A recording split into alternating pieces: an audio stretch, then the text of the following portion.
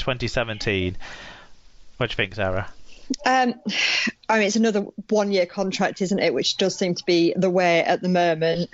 He's a decent player for Huddersfield. He's sort of he feels like one of the spine of Huddersfield, doesn't he? Yeah, and it seems like he's got to a position now where he's not injured all the time as well, which is, the last year and a half he's not missed tons of games through injury like we used to sort of associate with Lee Gaskell over the first 10 years of his career in the top level. Yep. Toulouse Olympique have announced that one of their longest serving players, halfback Jonathan Ford, has signed a new 2-year deal at the club that will keep him in France to the end of the 2022 season. The 30-year-old Australian has been at Toulouse since 2011, so this means that he'll extend to over 10 years down in France. That's impressive. And Wales Rugby League have announced a new partnership with Disability Sport Wales in-sport programme as a means of making the sport more accessible to all across the country. Working with in-sport consultant Norman Greenhouse, Wales Rugby League will work towards gold ribbon status and will also be launching 5 new community wheelchair rugby league teams in South and North Wales. Getting the wheels in order ahead of the World Cup. I'm guessing Wales are one of the wheelchair rugby league sides in the World Cup. Do you know, off the top of my head, I'm not that certain. No, I'm not sure, but whether they are or they aren't, it's still a positive story going forward, isn't it? I quite enjoy. I've not watched much wheelchair rugby, but what I have seen, I have enjoyed. Yeah, and Wales are in Group B alongside reigning world champions France, the Scotland side and the USA side as well. So if this can get off the ground this year, get everyone playing next year, that can strengthen the Wales outfit ahead of that World Cup. Definitely, it'll be exciting. I think they're going to be playing their group games in Sheffield, aren't they? Ah, cool. Yeah, not far. Okay. This week in coronavirus, there was a patchier week in coronavirus than what we've recently had. We had nothing really to report on the 30th of June or the 1st of July, but then boom, some stories came out on the 2nd of July. Do you want to take us through a couple of things that came out on that day, Sarah? Yes. Oh, sorry. So on the 2nd of July, Love Rugby League reported Warrington have so far suffered a shortfall of around £1.4 million due to the coronavirus pandemic. The club's chief executive, Carl Fitzpatrick, has revealed. Fitzpatrick said, "The financial landscape is going to be very challenging, both short and medium and possibly long term. The staff and the players accepted a salary reduction and they've been outstanding in support of the club and willing to take the pain. There is a 3-month review that we've just come to the end of. We are now going through the process to determine what the salary cuts look like going forward. But it's quite clear the financial current situation may deteriorate before it gets better due to the furlough payment the majority of players and staff are currently on. The fact they will come off that certainly leaves a hole in our cash flow. The furlough scheme, has been an absolute lifesaver. All in all, we are looking at a shortfall possibly so far of around about £1.4 million to give you a bit of an idea of the challenges we are facing. And again, I need to reiterate that is only for the recent period." So it just brings into focus, doesn't it, things like this, the severity of the situation. You know, when you sort of say they've had a shortfall of 1.4 million in 3 months. And that's nearly your entire salary cap spend for a season. You know, it's 2/3 of your entire salary cap spend for the year, and you've lost that in 3 months.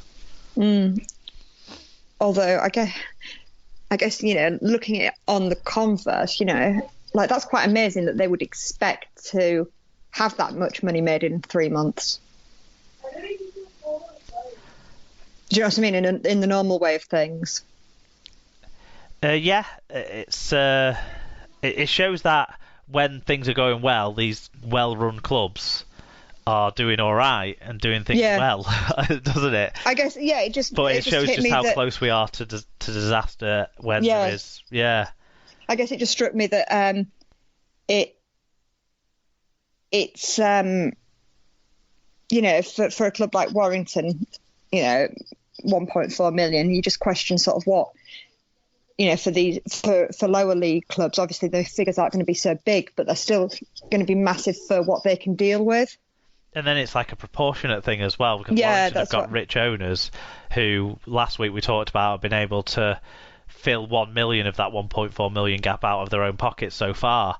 So, that's a real bonus for them. But, we're going to move on to hearing what one of the Championship chairman's been saying from you, Sarah, and that kind of, it leaves a different perspective, even more worrying perspective on things for clubs lower down the level, when ones at the top are missing out on this much money and they're in a stronger position than the next lot we're going to talk about, which is the Championship clubs. Yes, so 40/20 News and other news sources reported on Oldham Ruffiads chairman Christopher Hamilton's letter on the club's website detailing where the Championship and League One competitions currently sit in terms of securing a resumption of the 2020 season.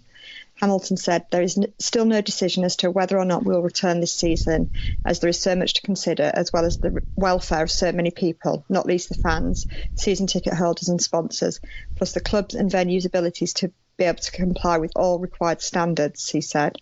There isn't at this time a date on the horizon as to when spectators might be able to return to watch games, even in reduced numbers. This is the position everybody wants to get to, although it is very much dependent on how the virus continues to be controlled. One thing that came out of this that I don't think I'd really considered properly, I don't know about you, Sarah, but sort of the idea that a lot of these Championship and League One clubs, they don't have their own gyms and they don't have their own facilities the same way, like, say, most Super League clubs. No, that's true. Yeah, they've got to go and use the local gym, which isn't even open. Yeah. Public gyms are closed. So how does that work? The part-time players, whereas full-time players, you can sort of, to use the lovely phrase that everyone likes to use nowadays, that you can sort of bubble them off, put them in a bubble or whatever, because they don't really need to do a huge amount of stuff outside. But all these part-time players, they got jobs to go to. Yeah, they're bubbled with other people, aren't they? Exactly, yeah. So they might work in various different sectors. I know a lot of them probably work in the gyms that are shut, but a lot of them will work in schools, in the health service, in other sorts of jobs as well. Yeah. And you're asking them to put aside a sort of the rest of their life to play these rugby league games, and it's just it's way more complicated. Yeah, it's way more complicated, and then most of the clubs don't own the grounds, so how much you're reliant on someone else's health and safety initiatives, aren't you? Then, yeah, exactly, and these aren't most of the okay, you've got Doncaster, for example, who have an outstanding facility at that level in League One. You've got Leigh in the Championship, and you do have teams with outstanding environments to play in, but you also have teams that don't have that. And like look at Sheffield. You'd be relying on the council to open and operate where they play. Look at places like London Scholars who play at a tiny ground, and how would that work? And so many other examples. Yeah, it's way more complicated. Yeah, and even thinking about like London Broncos, with just that one stand, really, if you can even get fans in, you're so limited because you have such a small fan area. Yeah, and that's not even thinking about like how fans get in and out of the stadiums, and if they use the same entrance that the players have to use potentially, or lots of different things like that. It's complicated. It's the smallest. Sometimes you think the smaller you scale stuff down, the easier it'll be. But Super League clubs can afford to pull players off the furlough scheme that's kept them in existence throughout the period so far, because if they don't get back on the field, they don't get Sky money, but if they get back on the field, they get Sky money. Yeah. So, and the kind of loss of Sky money is going to be pushed into next year rather than face this year. So as long as the clubs can come up with initiatives to get maybe more fans back in stadiums next year or something, but yeah, there's no... The distribution from the Sky money is minuscule for the Championship and League One clubs. It's not a lifesaver for them that it is for Super League. It's a nice to have, but really their bread and butter is fans through the turnstiles and the sponsorship deals they can generate at the clubs. And I suppose that brings us all the way through to today, the 6th of July, really, when the next kind of noteworthy stuff happened, and it is on what's the point of the Championship League One, I suppose, a bit, because 40/20 News and everyone else now has reported that no decision has been reached on whether or not clubs will be promoted and relegated in 2020. Following today's latest RFL board meeting, there has been mounting speculation that movement between the divisions will be suspended for this season as a means of helping deliver stability to the clubs following the financial difficulties caused by the season being suspended. But the RFL board has delayed making a decision, instead stating that the matter will undergo further review, with a final decision to be announced no later than the 23rd of July. So expect at 7 p.m. on the 23rd of July to be waiting for a press release to come out at 9 o'clock the following morning. The results of surveys completed by clubs were reviewed at the meeting, including the prospect of matches behind closed doors and other matters arising as a result of the coronavirus pandemic. The board acknowledged the majority view from clubs was that the concept of matches behind closed doors was impractical due to the issues around costs and logistics, whilst plans for a possible autumn league were discussed. So to flesh out the autumn league idea, there's been talk, hasn't there, that what would have been the parachute payment of around £500,000 or so from Super League to the relegated side now could be put forward as maybe a facilitator to get some sort of mini league going in the Championship, maybe, and that can be given to the clubs competing in that as a tonic for the fact that they won't get to try and get promoted, because as we keep saying, not all of them that want to get promoted will get promoted, so not all of them that apparently have mortgaged the club to get promotion this year can achieve it. So yeah, but no decision, Sarah. It's just frustrating. They know which route they're going down, so why not just say it? Well, yeah, your dad got in touch, actually, by email, John Scotter. This was before the confirmation that there's no confirmation.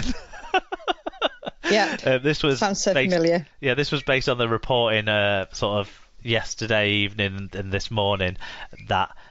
basically, as John says, news implies that we are scrapping promotion and relegation, which, apart from pissing Derek off, has issues that will affect the game below Super League. How much of the government money will go to these clubs? How many of these clubs will go to the wall? What is to play for by Hull Kingston Rovers and Toronto, the two clubs who will most likely be scrapping for 11th place? Maybe we should invite the 5 or 6 clubs who seek Super League status to play in a mini league, with promotion being the reward. We started the season with promotion and relegation, and it should, if at all possible, finish with it. So I thought, even though the news wasn't quite that we're not got promotion and relegation yet, confirmed yet, I thought it was interesting to put your dad's view in, because to be honest, it's a different view to the one that most of us have expressed whilst we've been talking through these issues over the pandemic, because most of us have sort of acknowledged that we can't have a season like we would normally have a season, and so it doesn't seem reasonable or realistic for the clubs to be faced with promotion and relegation at the end of it. But your dad has a different view. Yeah, well, I've said all along that I think it's wrong to do away with promotion and relegation, because yes, only one team can come up, but why shouldn't Rovers or Toronto go down? Because it's not just here to get rid of clubs you don't like, Sarah. Is that not why we have Relegation. um,